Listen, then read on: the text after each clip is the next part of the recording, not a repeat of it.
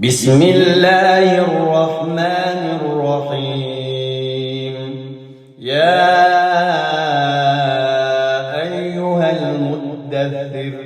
قم فأنذر وربك فكبر وثيابك فطهر والرجز فاهجر ولا تمنن تستكثر ولربك فاصبر. فإذا نقر في الناقور فذلك يومئذ يوم عسير على الكافرين غير يسير. ذرني ومن خلقت وحيدا وجعلت له مالا ممدودا وبنين شهودا ومهدت له تمهيدا ثم يطمع أن أزيد. كلا إنه كان لآياتنا عنيدا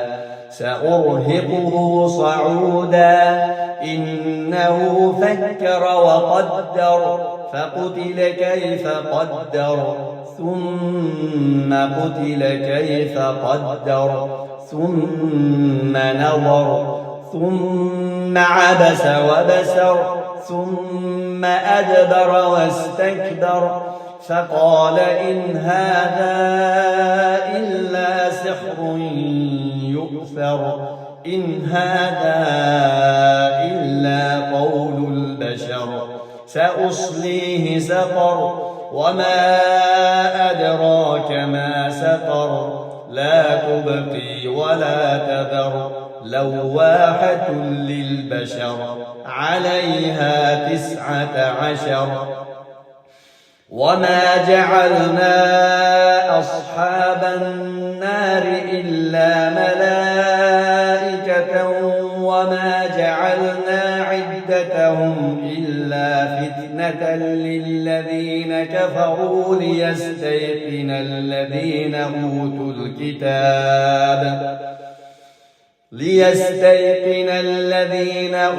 الكتاب ويزداد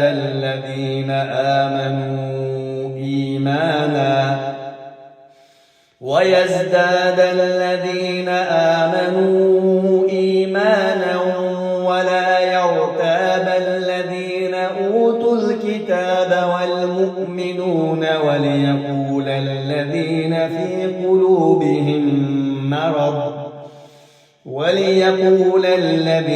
في قلوبهم مرض والكافرون ماذا أراد الله بهذا مثلا كذلك يضل الله من يشاء ويهدي من يشاء وما يعلم جنود ربك إلا هو وما هي إلا ذكرى للبشر. كلا والقمر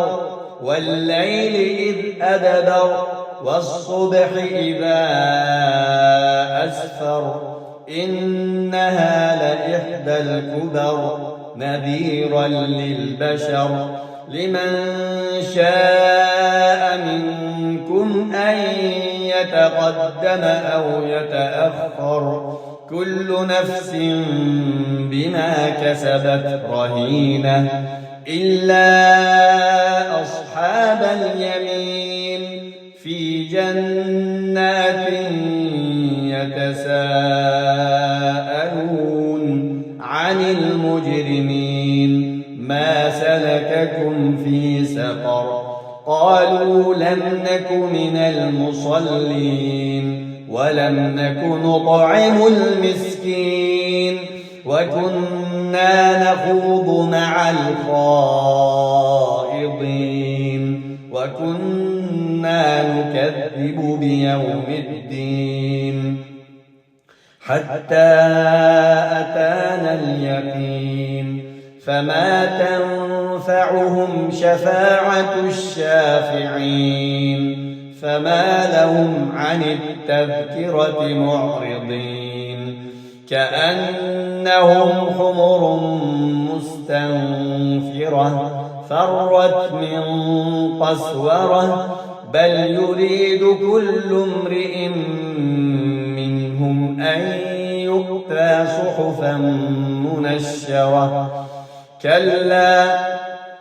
بل لا يخافون الآخرة كلا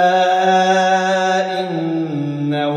تذكرة فمن شاء ذكره وما يذكرون إلا